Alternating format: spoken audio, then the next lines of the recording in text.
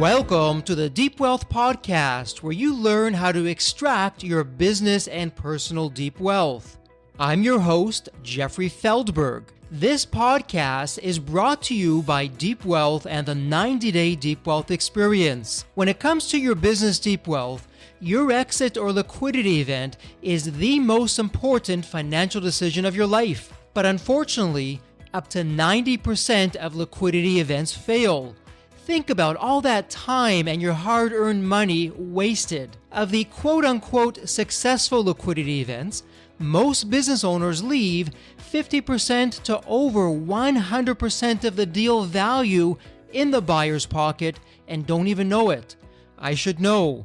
I said no to a seven-figure offer and yes to mastering the art and the science of a liquidity event. 2 years later, I said yes to a different buyer with a 9-figure deal. Are you thinking about an exit or liquidity event? Don't become a statistic and make the fatal mistake of believing the skills that built your business are the same ones to sell it. After all, how can you master something you've never done before? Let the 90-Day Deep Wealth Experience and the 9-step roadmap of preparation help you capture the best deal instead of any deal. At the end of this episode, take a moment and hear from business owners like you who went through the Deep Wealth Experience. Alan Wozniak is the former president, CEO, and founder of Pure Air Control Services, Inc.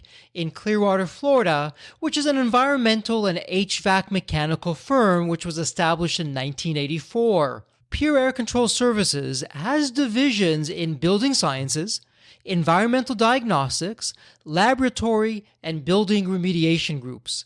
In 2021, Alan successfully managed the sale of the firm to a Fortune 500 company, RPM International. Pure Air Control Services is a provider of indoor environmental services in over 19,000 facilities covering 900 million square feet, both nationally and internationally, and is one of the largest full-services, comprehensive, healthy building indoor environmental firms in the nation with heavy experience in government, healthcare, higher education, lower education, commercial, and entertainment markets. Some of Mr. Wozniak's many accomplishments include leading the firm to Inc. 500 national list 4 years in a row, a 370% growth in the past 5 years, the Tampa Bay Fast 50 fastest growing private firms, the Tampa Bay Business Journal MBE Top 25, the National Hispanic Business Top 500, Frost & Sullivan Product Differentiation Innovation Award for its solutions for improving indoor air quality, and providing the management and oversight of the M&A process to realize a 17.5 EBITDA. Mr. Wozniak has authored numerous articles on indoor air quality and is a Newsweek magazine expert author. In addition, Mr. Wozniak has been a guest lecturer on many webinars, podcasts, workshops, and indoor air quality symposiums. Welcome to the Deep Wealth Podcast. And once again, we do not have a stranger. We have a very good friend who's back to visit us in the third part of a series that we've been doing on the Deep Wealth Podcast. And with me is a post-exit, successful liquidity event, incredible business owner, entrepreneur, thought leader, author, you name it, he's done it. Alan, welcome back. And you know what, for some of our new listeners, because our community has been growing even from your last episode, there's always a story behind the story, Alan. Why don't you give us a little bit of that inside track? What's your story? What brought you to where we are today? Hey, thank you for inviting me again. This is exciting times. I started in business 30 years ago with understanding that you need to be different. There's a differentiation between the leaders of businesses and those who are average. And I sought to be different from day one. And my business I developed, which was an HVAC environmental business, everything we did, whether it was building sciences, our environmental laboratory, as well as our remediation, each one of the divisions, we sought to have a differentiator. And that really propelled us to the success over the next 30 years. And being able to have a positive exit, we grew the business 370% in the final 5 years from 2017 to 22, and Inc. 5000 4 years in a row with a positive exit plan. So environmental business, but it could be any kind of business. It doesn't have to be any particular type. And so you went through all of that. And you know what, Alan, for our listeners, there's a method to our madness, because in the past 2 episodes, and some of the episodes crossed into the other, which is perfectly fine because it's really all important information that you don't hear anywhere else other than you. We spoke about the health of buildings. We spoke about the health of people. And now we're going to bring this one home. And I know in between the sessions, you and I started to talk and you're updating me of what's been going on. And that's where this episode came from. So right off the heels of an incredible liquidity event that you had, you're back at it. You're putting yourself back out there. You're getting a whole new business lined up and launched. So what's going on with that? Can you tell us about that? Absolutely. Just as we discussed with doctors in identifying the metabolic health of an individual and how healthy are they, that's the baseline condition. The same thing we did with our business, the Pure Control Services. We identified the baseline conditions of the building. And that was through a series of different types of tests and assays and ventilation assessments. And we were able to come up with prescriptive solutions based on that specific data, like a doctor would a patient. And now in being in coaching of businesses, I have the same mindset and identifying the baseline conditions of a business. I wish I had a coach 5-10 years ago that could have helped me along, because as a business coach, as all business coaches have, and people who have been entrepreneurs and being in business, they have made thousands and thousands of mistakes. If I had a business coach, I would have minimized some of the mistakes that I made. But we focus on pretty much 7 different factors of a business.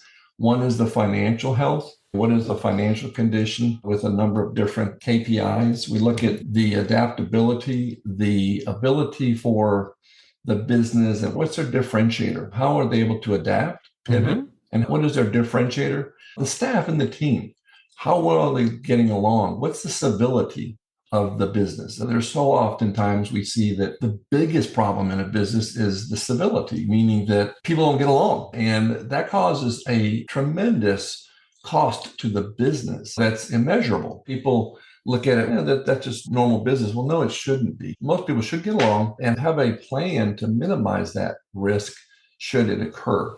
Then the sales, how well is the sales? What are their KPIs? What are their OKRs? How well are they functioning? What are the goals and objectives? Are they meeting their daily goals or their weekly goals or monthly goals or annual goals or quarterly goals, et cetera? How is each one within the team achieving that and making sure that everybody's on track? And the same thing with marketing. Is the marketing program that has been established effectively working with the sales program? And are they functional? We had in the years past, before I started to have a more congruent business, my sales and marketing never talked to each other. So we would lose an example. We would go to a conference and we'd call it 100 leads, and we'd come back and the top 5 or 10 would be marketed because those were the ones that were the hot leads, and the rest would go by the wayside. And I thought that was just a total waste of time, because there's a lot of those people need our service and they want our service, but we didn't have time or the energy or the system in place to really help them out along the way. So our Salesforce program was instituted with what's called Peridot, and that we got them working together so that it was seamless. And that really made a huge difference. And then the operations. How well is the operations? Are they working under effective KPIs and OKRs?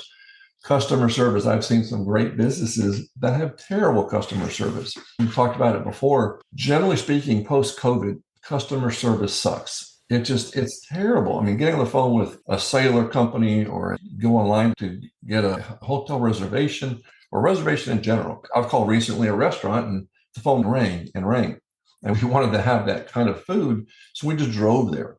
But it was going to be a pickup order. And it rubs people wrong when you're not focused on what you're doing or supposedly doing well. And then just time management. How well is the time of all the different departments, operations, the customer service, sales and marketing, the team in general, the finance group and so forth. So we're looking at what areas may be deficient and what areas could be helped, and then how can we get it to the next level with a potential exit plan with a 5 or 10-year plan. So, Alan, it sounds like as you're going through this, that this, at the time when you were going with your company, this was your secret sauce. This is what over the years you were experimenting with, maybe taking one step forward, two steps back, learning, adjusting until you really fine-tune it. It worked. And then really your liquidity event speaks for itself when all is said and done. Would I be on base with that? Yeah, absolutely. It was really critical that we had adapted these items that I talked about in a congruent way, that each of the departments were effectively working with each other and knew what the left hand and the right hand was doing. What I'm finding more recently is that businesses aren't operating that way. They think, oh, we're doing well in sales or our profits are doing well, but their business is not working well. And that, I mean, take Tampa Bay Buccaneers as an example. They've got a Super Bowl caliber team, but they're not playing well. Why is that happening? Why is the team suffering significantly as a result of individual players not playing up to their capabilities? And that can happen with a professional team, with like the Tampa Bay Buccaneers, who are now 3-5. They should be 7-2 or 3, and to businesses that are the same way. I was reading earlier a TED Talk, or listening to a TED Talk by Dr. Atul Gawande, and he had indicated that his topic was want to be great at something. He had a coach, and his subtopic was how do professionals get better at what they do? You know, the logical approach is you go to school, you study, you practice, you learn, you graduate.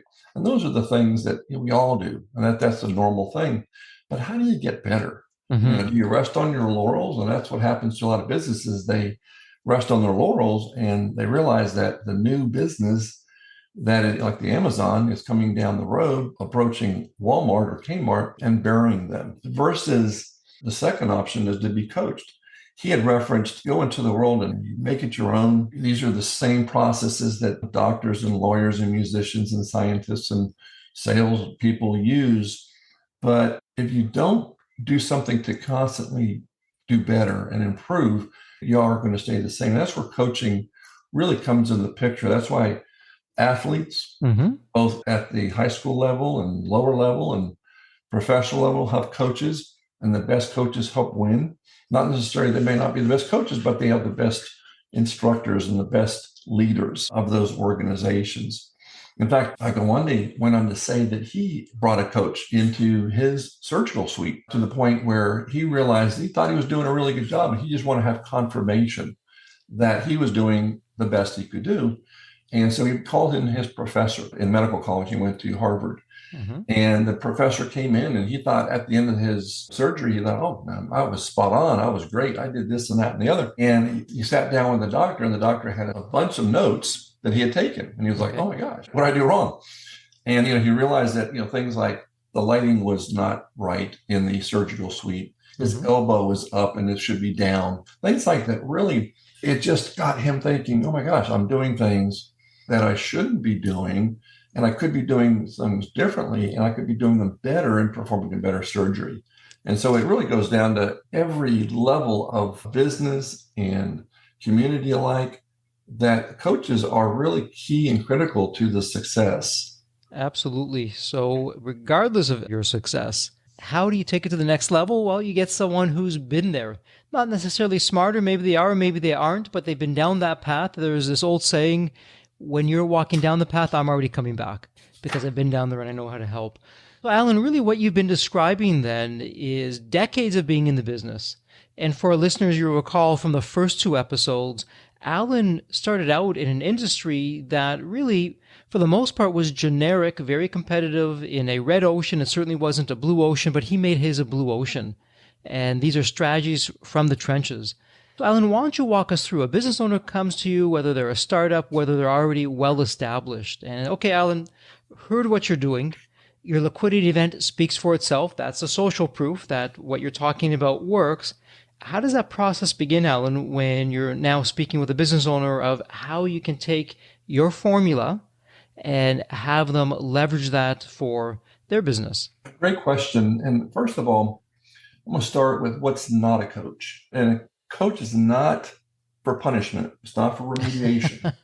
People think, I'm going to get a coach and they're going to tell me all the bad things I'm doing and, yada, yada, yada. No, that's not the purpose of it. And a business leader doesn't seek professional help of a professional business coach because they failed. They seek it because they want to enhance the skills that they already possess. And they want to add to that knowledge. And so that being the case, what we do in the process that we take, we go through a series of questions, delving into the potential issues that they're faced with. What's keeping them up at night? One of our favorite questions, Alan. That's one of our X Factor questions. Hey, Alan, when it comes to your business, what keeps you up at night? That question creates market disruptions. Exactly. And you really need to know that because what you think, just by communications that you might have had, is going to be totally different than what they think and what their needs are. Asking questions and asking the right questions is critical to effective coaching. Identifying their strengths, identifying weaknesses with their organization, helping to learn to adapt. It's like the doctor, he learned to adapt, made a few tweaks and changes in his system that made him a better physician, a better surgeon. Establishing effective KPIs and OKRs, that the objectives and key results program, where I've seen so often that when you're going to go to another city and you're going to fly by airplane, you go to the airport and you rely on the airlines and the airplane and the pilot to take you from point A to point B. You may happen to going, say, Tampa to New York City. They may run into some turbulence, and during that time frame, they may be flying at 30,000 feet. They may have to change it to 35 or down to 25, whatever the case is, or they may have to go around the turbulence. But the point is they get to their destination, which is point B. Oftentimes, we tend to just go by the seat of our pants. The old cliche, you can't manage what you can't measure. Drucker stated that. And that is so true today. But it's the measurable side of it, not the management side, the measurable side of that equation. But I've seen so often that there's not a marketing plan, there's not a sales plan, there's not an operational plan, customer service plan, and therefore they're just doing the best they know how. And if you had a certain level of key performance indicators that helped you guide, you first of all establish those, then go along the line. And again, like a salesperson, if you ask a salesperson, what do you want to achieve? He may say, well, I want to make $300,000. That's great to think, okay, that's what you want to make. But the key factor is the how-to plan. How are you going to get there? Are you just going to get in the plane and get in a plane you've never flown before and then rely on the mechanic that serviced that plane and rely on your lack of experience to fly that plane? The outcome's not going to be really positive. So why would we do any differently? We need to have a plan. And I always provided, or not provided, but I got our team to buy into a daily plan, a weekly plan, a monthly plan, a quarterly plan, and an annual plan. And the irony of that is, it was almost, once we established it and everybody bought into that, it was not necessarily we were using that as we passed this plateau, we'll get to the next. The end goal, because we may have a good month or a good week or a good quarter or 6 months, but the end goal was to hit a certain number. And we always achieved or exceeded that number in an exponential way. It was an amazing revelation every single time. But had we not had a number, we would not have known. We're working hard, so we must be hitting our goals. That doesn't work. We have to be very specific, very detailed, very goal-oriented. And the companies that I've talked to and coached over the months, and coaching thousands of clients over my former company, is a lot of them don't have plans. They don't have that idea as to what we want to do, other than, we want to accomplish something. And that's where the strategy comes into the picture and the plan comes into the picture, the how-to. And my point was, come hell or high water, I'm going to achieve this because I set out to do it. Yes. I'm going to do it.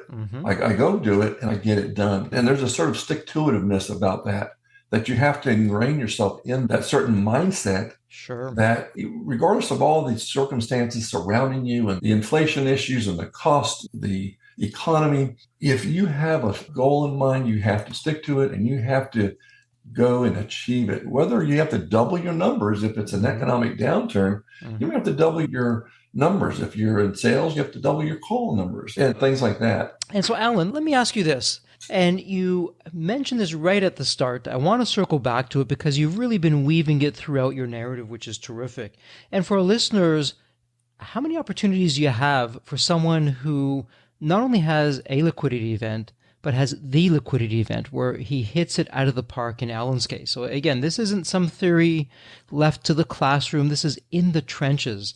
So Alan, I'm going to ask you a bit of a tough question. It's almost as though if you're a parent and you have a number of children, which is your favorite child? Let me ask it this way, though.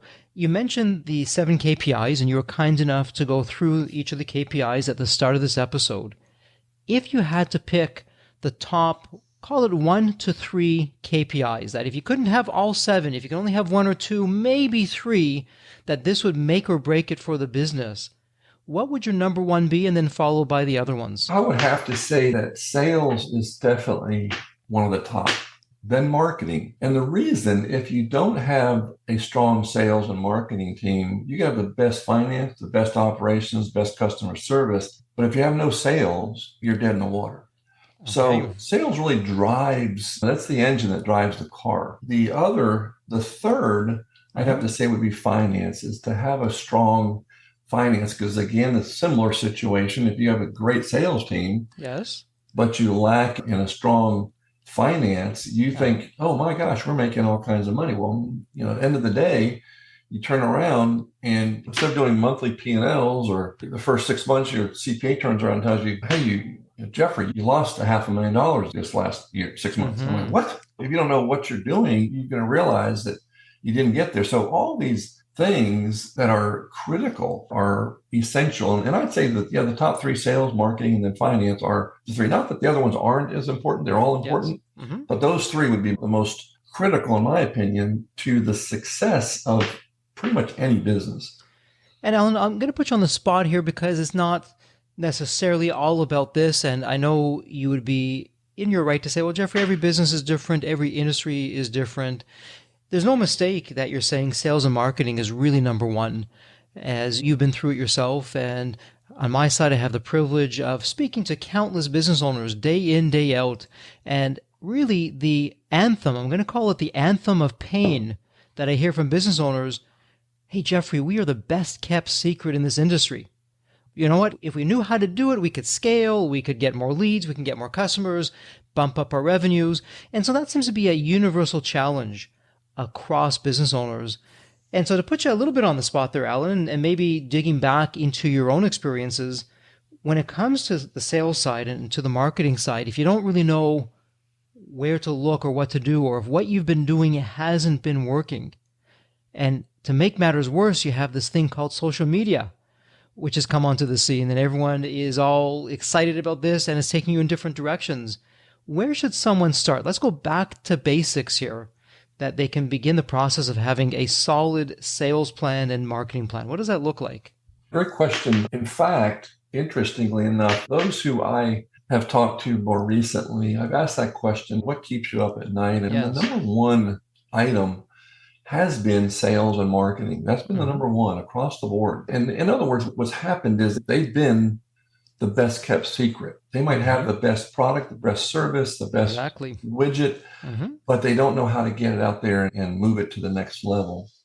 And so one of the things that we did early on was in the marketing side of the equation, we made sure that there were no stones unturned, meaning that every lead that we had, every conference, every presentation, every communication that we made, that they were followed up in one way or another. Through a drip campaign, through our internal marketing program, that each one was followed up. And that was a really critical thing for us to be able to really grow the businesses, knowing that we've been able to do that. And in addition to that, we really focused on, in the marketing aspect of it, an educational forum. And to the point where we even called the educational division the Indoor Air Quality Institute. So we were educating and learning, we were helping people learn. We'd even have we early on, 10, 15 years ago, I put together a symposium on indoor air quality. Mm-hmm. We had 250 people in attendance, physical attendance. Mm-hmm. And I brought in individuals from EPA, from OSHA, from NIOSH to speak at this 2-day conference. And by doing that, what happened is we became the resident expert. Ah, okay. You became the golden child of the industry. I love that. Yes. And then we did a lot of blogs, a lot of webinars, educational. We weren't selling anything. Mm-hmm. But the fact that people came, they saw us, they realized these guys are really, they're knowledgeable what they do. They're good people. They know what they're doing. We need to engage them. And that really, by educating people, Mm-hmm. by communicating in an effective way through webinars, seminars, workshops, symposiums, trade show conferences, presentations, all of these together elevated the company to the expert field. We were pioneers in the industry. Mm-hmm. There wasn't many in there. So we had to, and it was one of those things we had to educate in order to have the client better understand what their need was, Mm-hmm. and in essence, sell the why, not the what. Okay. We didn't sell what we did, we sold why we did what we did. And it really was a huge moment that it helped propel us to that next level in that educational format. So whatever it is, whether it's cars, boats, houses, buildings, you have to have a differentiator and you have to educate people, and you can't be in a selling mode. People that, they just want to talk all about their business and why they do what they do. You don't have to do that. A quick story. I think this was a Zig Ziglar story, that an old lady is in the market for a car. She pulls up to the parking lot and she's looking at this car, this red Chevrolet. And a salesman comes up to her and says, "Hey, my name is Bob. How are you? Let me tell you about this car. It's got a V8 engine, 350. It goes from 0 to 60 in X miles. It gets X miles per gallon per car. It's the safest, blah, blah, blah, blah." And an exhausting 15, 20-minute dissertation, he stops and says, "What else would you like to know about the car?" And she says, "Well, will it take me from my home to the grocery store and back safely?" And he says, dumbfounded, he goes, "Yeah." And she goes, "Okay, I'll buy it." All he had to do is introduce himself and say, "Hey, Mrs. Smith, I'm Bob. How are you? Right. I noticed you were looking at this car. What interests you most about it?" Uh-huh. Saved him, a half hour, an exhausting mode, and asked questions about what she wanted. And it wasn't about him and all his knowledge. We had a lot of knowledge. We had doctors on staff. So we could tell you anything you ever wanted. We could tell you about every microbe in the world and what it did and didn't do. But we were focused on the why. And the why was the healthy building, personal health, and the benefits of that value that we sold. And this really parlays into the business coaching, asking questions, identifying strengths and weaknesses, learning to adopt, establishing OKRs and KPIs, put the focus on solutions. Those are the kinds of things that we're now working on with businesses that really were the same thing with patients or with building owners. And Dr. Avedi, I referenced to him, he's a thoracic heart surgeon, wrote a book, Stay Off My Operating Table. And he realized that he was treating the symptom of heart problems and not treating the cause of the problem. And by treating, he's now on a bandwagon of really educating people that you need to be metabolically healthy, and there's metabolic health pillars that you need to maintain in order to maintain a healthy position. And here's how to do it. Versus, you have a heart attack, all of a sudden you got to operate, you got to fix the person's heart. And that's the same thing with buildings and the same thing with businesses. If you have an air handler in the building that's been deferred maintenance-wise, like a patient and a heart, the business has a heart. And if that heart isn't being maintain, or if you defer that maintenance, it's going to fail at some point or another. Well, let me ask you this. So you started to put together this system of yours that you're now helping business owners with. You said, "Hey, you know what? Foundational to my system are these 7 KPIs that really over the years took my business from 0 to hero. And the top 2 KPIs or 3 KPIs are the sales, the marketing, and then the numbers on the finance side." And then you also shared something that's priceless. You and I spoke about this on one of the other episodes, and at that time we commented, Alan, you've never sold a day in your life. And you said, Jeffrey, you're right, because I just educate. And you talked again, whether it be a webinar you're putting together or some kind of conference or informing people, whatever it is, you're going out there and you're educating. So this is the system that business owners working with you will get to learn, implement, and master. But let me ask you this. When it comes to the actual business owner, because you can have the best system in the world, however, it may not be for everyone, or there's got to be certain, I'll call it intent. There has to be a certain intent for a business owner to take your system and make it successful. What would that require for a business owner who says, yeah, you know what, Alan, sounds great, sign me up? What would be some of the prerequisites for you to say, yes, I want to work with you, we can make this a success? And the business would have to understand that they have to buy into not necessarily change, but improvement. If they're not willing to change or improve, there's no sense in going forward. It's not going to work for them, and it's not going to work for us, because what we want is we want success stories. We want to work with those who are coachable. Not everybody's coachable, quite frankly. The Buccaneers are a good example of they're not coachable yet. And maybe they are, but they're not being coached yet. So the ability to understand, listen, and learn and grow from that is really a key element for their success and us to help them become successful. I had a client the other day that his focus was sales and marketing was a major issue. And he was achieving only half of his goal. And I said, why do you feel you're achieving half of your goal? And he said, well, I don't think I have my programs in place. I don't have a plan. I don't have this, that, and the other. I said, exactly. These are why we do what we do. And we help mentor, coach, consult, move forward that process and keep you accountable. If you're not kept accountable, it's like a parent telling a kid, no, don't do that. And he turns around and the kid does it again and he doesn't say anything. And all of a sudden, now that response is okay now for the kid. The parent thinks, why does he keep doing that? He didn't listen the first time. Sometimes you need to tell them 2, 3, 4, 5, 6 times or more than for them to understand it or get it or make sure that they're on the same plan. But again, the football analogy, 11 players on the field, and you got the blockers are blocking, but the running back just decides, I'm not going to do anything. Well, the quarterback says, I'm just going to take off this game or this play. It would be a total colossal failure, and they would lose games. So everybody being on the same page, that's why it's critical to buy in, not just from the top, but all the way down to everybody. It's not the president saying, yeah, this is what we're going to do and let's go for it. He has to have everybody buy into that plan, because if everybody, not necessarily everybody has to buy into it, but they have to see change. And leading through listening from the leadership is critical to them, not telling them, oh, you got to do this, you got to do that, do this. Get them to understand. I told the story last time that I would encourage people to come see me. We had 125 plus and minus employees. And I tell people, come see me if you have an issue. I'm here. My door's open all the time. But I said, only under one condition. I want to hear your issues, but I also want you to bring, if you have a problem, that's great, but bring 3 solutions to the table that we can sit down and discuss, because I don't want to be the only one telling you how to fix your problem. I want you to understand that, yeah, you got an issue, but I want you to think this process through. What is it going to take to resolve the problem that you're faced with?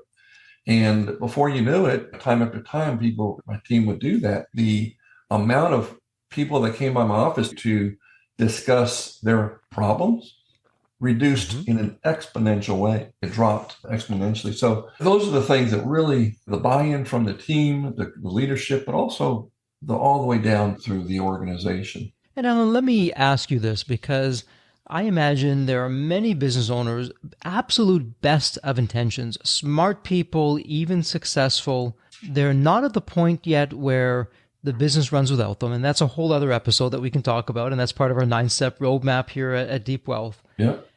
And they're saying, you know what, Alan, it sounds like a wonderful system. I just don't know if I can find the time to do that. And it's very easy to flippantly say, you know what, if that person's not willing to invest the time, then it's not really even a person I want to be speaking to, and they're really not ready for what I'm doing. That said, you've been there, you built a business, you had a family, and all those things were colliding at once, and you figured out a way. So for the person who's just feeling overwhelmed, not enough hours in the day to get everything done, but what you're saying resonates with them. What could be one or two things strategy-wise that they can start doing to get their control of the time back, their schedule back, to make time for something like this? I'd probably start with some type of time management. What are they doing during their day that is precluding them from being able to tackle something to take them to a whole new level? And look at the time management of them and their team and seeing where that can be more effective. An example, later on in my business, we had 4 divisions within the company. And I got very frustrated with meetings that we would have because we would meet 5, 10 of us in a group.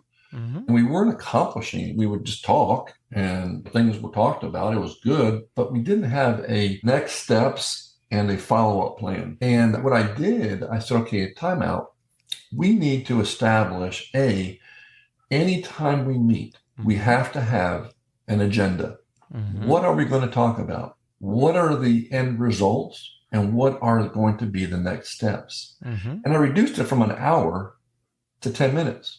We had 10-minute huddles. That's what we called it, the huddle meeting. And oftentimes it was just a stand-up meeting. It wasn't even sit down. Don't get too comfortable in your position because it's going to be quick and easy. But we had somebody, we'd have the agenda. Everybody knew what we were going to talk about. We knew what the end result was we wanted to be. In essence, we're going to talk about it and collaboratively with speaking.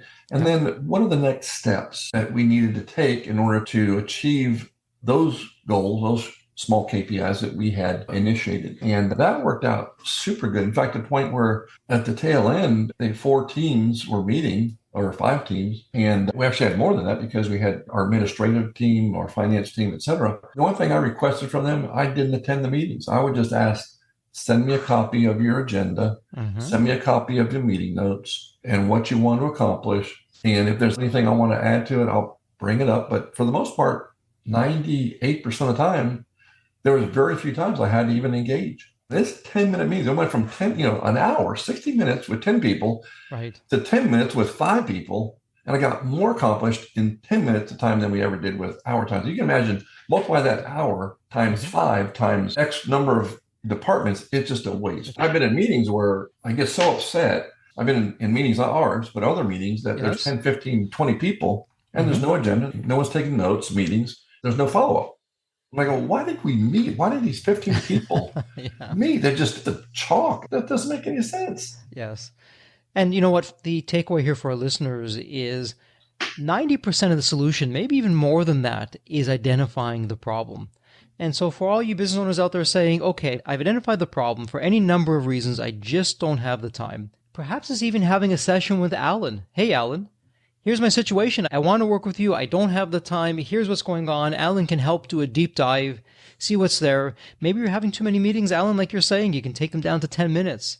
Get your time back. Put that across the company. Do that for everyone else. And now we start getting some traction and some momentum. You can imagine just that scenario there. If someone approached me in that same capacity, and they were able to take my, say I was attending 5 meetings a week times an hour, that's 5 hours, times 4, that's 20 hours a month that I'm taking. And I would reduce that down to whatever, what is that number? It would be 2 hours, some reduced number. And now all of a sudden, just something simple, I gained 18, 16 hours a month. Now, what do you want to do with that time? That's a whole other question. That could be a whole other episode in and of itself. And so when you found yourself in that situation, and I'll ask this question and then we'll start wrapping up here. Alan, you got your time back. You got the meetings down to 10 minutes from one meeting to the next meeting to the other meeting. And wow, you had all this time back. So what did you start doing with that time that accelerated your business? Can you let us in on that? What we were able to do is by empowering others, it relieved a lot of the energy that was my responsibility. I coached others to be responsible in the sales and marketing side. Like many small businesses was it. You did sales and marketing and operations and did the cleaning of the kitchen, the janitorial, everything. And on the side, I was able to get really A-player level caliber personnel and empower them to do what we wanted to do based on the goals and objectives, the KPIs and OKRs that we established. And they took that as marching orders and accomplished it in a way that it blew me away. And it got us to the point where we were able to grow the business 370% in 5 years, 70% a year. Wow. And that was even through a COVID type environment that most businesses were being shut down. We were thriving, no one else. So it was established. We knew what our plan was, and we just worked it. And I got some very good A player level people that if I had C and D level players, they wouldn't have bought into it, and they wouldn't have committed to it, and they would have been as aggressive and forthright, and it wouldn't accomplish. And it took the pressure off of me. And now Alan's not having to do all the selling and marketing. I'm able to be the visionary. I can now go back to the 10, 15, 20,000 foot level and say, okay, here's what's going on. I don't have to deep dive anymore because everybody's doing what they're supposed to do based on the program that we established. That's terrific. And once again, just the power of preparation when you prepare the business, whether it be for growth or a future liquidity event, and it runs without you. Alan, to your point, you get your time back. You get to do what you do best. I mean, you started the business when you found a painful problem that you were passionate to solve. With your time back, you'll find the next painful problem, create another market disruption. Do that again, and you keep on going along. You're resilient. You're ensuring that you stay in business so that you are in business, and it's just a win all the way down. So, Alan, as we head into the wrap-up of this, when you look at your system, when you look at the help that you're able to offer other business owners, if you had to wrap it up in a few words to business owners who are thinking about getting some help or getting some coaching, what would you say to them? I share with them some of the values and the benefits of coaching and having somewhat of a mentor that can help them along their path. And again, going back to my earlier days, I wish I had somebody like myself, similar to me, that could have helped me along my path, because I would have gotten to the point a lot faster than I wanted to achieve. But basically, it strengthens and identifies the strengths and weaknesses and covers blind spots, like the doctor. He didn't realize he had his elbow up and it should have been down. That simple things. Hold leaders accountable for their progress, improves the problem-solving skills with a solution-centric type approach, helping leaders adapt to change. Oftentimes they don't like change, but this helps them to adopt the change, improves their listening skills. Leaders have to listen. They can't keep just talking. The man, it has to listen.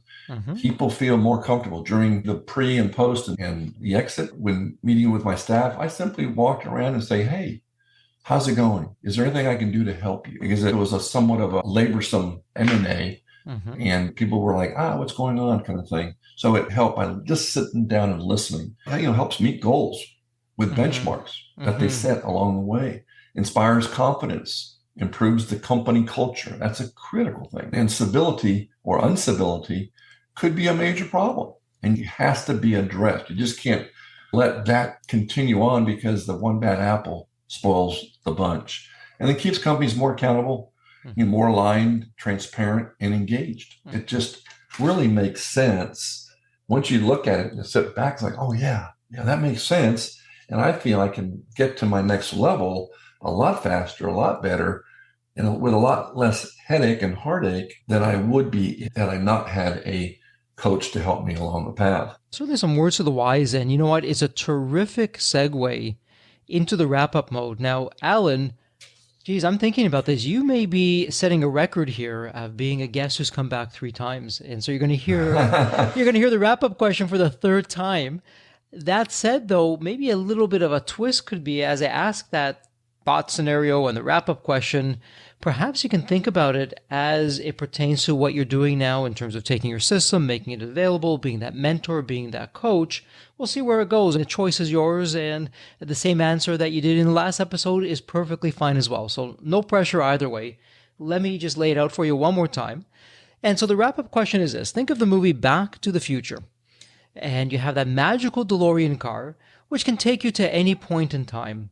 So Alan, it's now tomorrow morning. You look outside, and there it is. The DeLorean car, it's not only curbside, but the door is open, it's waiting for you to hop on in, and you're now going to go back to any point in your life.